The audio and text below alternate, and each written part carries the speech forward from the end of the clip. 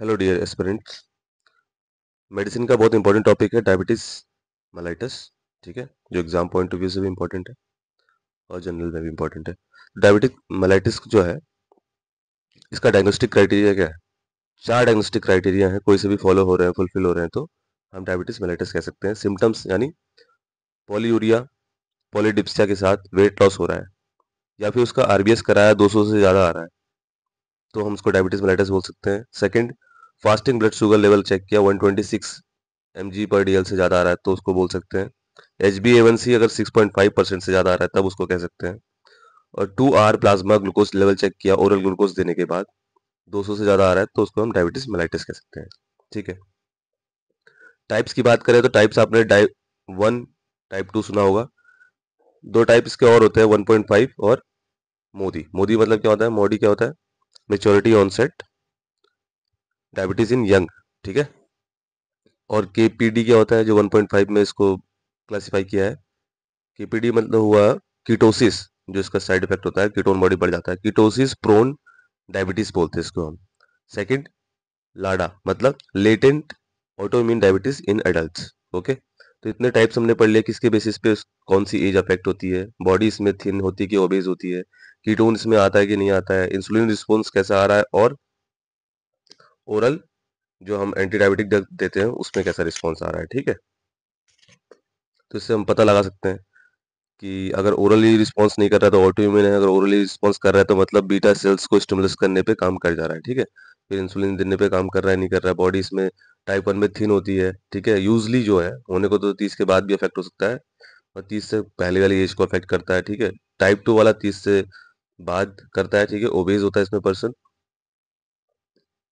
ठीक है, मोटा सा होगा उसमें। फिर क्लासिफिकेशन बात की जाए इसकी, जो ड्रग्स की कैसे कैसे इंसुलिन के काम करना, उसका एब्जॉर्प्शन पे वर्क करना, एक्सक्रीशन बढ़ा देना, ग्लूकोज यूटिलाइजेशन कर देना, वो पढ़ेंगे। और साथ पे पहले पढ़ते हैं मैनेजमेंट इसका। ठीक है, तो सबसे पहले डाइट मैनेजमेंट इसका करेंगे। ठीक है, उसको एक्सरसाइज करने को बोलेंगे, और सेंट्रल ओबेसिटी और वेट लॉस कम कराने को बोलेंगे।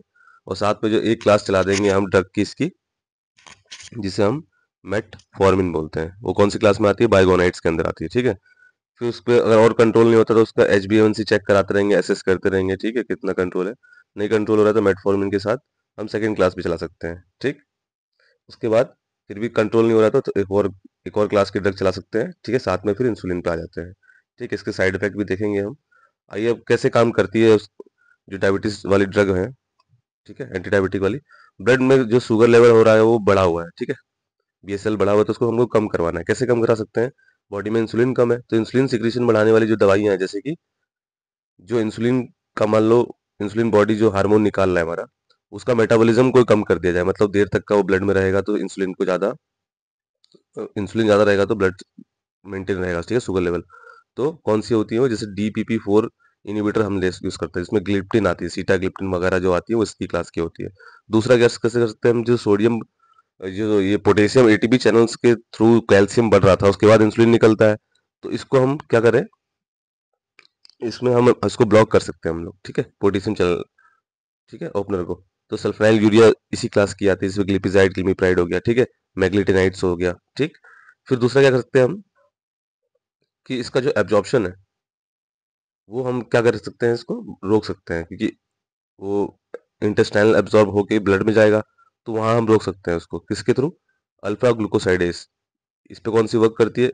एकार्बोस और वोग्लिबोस टाइप की जो ड्रग्स होती हैं वो इस मैकेनिज्म के थ्रू वर्क करती है। तीसरा क्या है कि हम इसका एक्सक्रीजन बढ़ा दें, जो ब्लड में शुगर लेवल बढ़ा हुआ है उसको एक्सक्रीट करा दें। कैसे काम कराएंगे? SGLT2 इनिबिटर के थ्रू, डापाग्लिफिजोलिन और कैनाफ्लो। ठीक है, जिसमें फ्लो वर्ड आ रहा है ना, वो फ्लो मतलब एक्सक्रीशन बाय द किडनी। और चौथा क्या है कि ग्लूकोज अगर बढ़ा हुआ है तो उसको हम या तो यूटिलाइज करा दें। ठीक, वो किससे कराएंगे हम? PPAR गामा जो होता है उसको स्टिमुलेट करा के, पायोग्लिटाजोन जिसमें आती है। दूसरा क्या है? मेटफॉर्मिन। मेटफॉर्मिन कैसे काम करेगी? वो लीवर में जो ग्लूकोनियोजेनेसिस, जो नया ग्लूकोज बना रहा है, उसको इनिबिट कर सकती है। दूसरा, टिश्यूज में ये क्या कर सकती है? उसको अपटेक करवा ले, मतलब ब्लड से जाके टिश्यू में चले जाए। ठीक है, तो इससे काम कर सकती है ये मेटफॉर्मिन, काम करती है। मैनेजमेंट मैंने आपको बता दिया। साइड इफेक्ट में इतना याद कर लेना कि यूटीआई मतलब जो मतलब किडनी के थ्रू जा रही है तो वो यूटीआई करा सकती है, फ्लो वाली जितनी होगी, डापाफ्लोजिन कैनाफ्लोजिन। ठीक है, उसके बाद एमआई भी कुछ ड्रग्स कराती हैं। विटामिन बी 12 डेफिशिएंसी बहुत देखने को मिलता है, इसमें न्यूरोपैथी वगैरह ये सब हो जाती है ना, नर्व से रिलेटेड, तो कौन कराती है वो, मेटफॉर्मिन कराती है, ठीक है।